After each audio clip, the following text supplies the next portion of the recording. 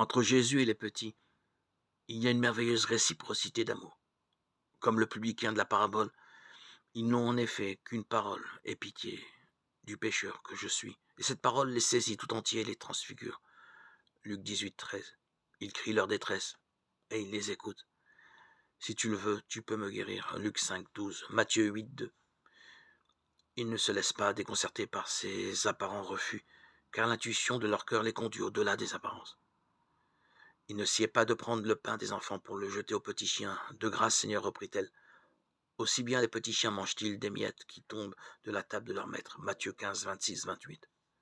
La Cananéenne a compris que cette dureté apparente était le signe d'un amour qui appelle à aller toujours plus loin.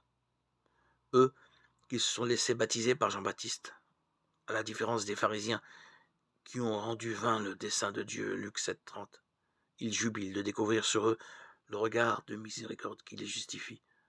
Ces pauvres, ces petits sont naturellement accordés au paradoxe du royaume, en raison de la disponibilité radicale qui les ouvre au mystère de Dieu. Ils n'ont pas de plan préfabriqué.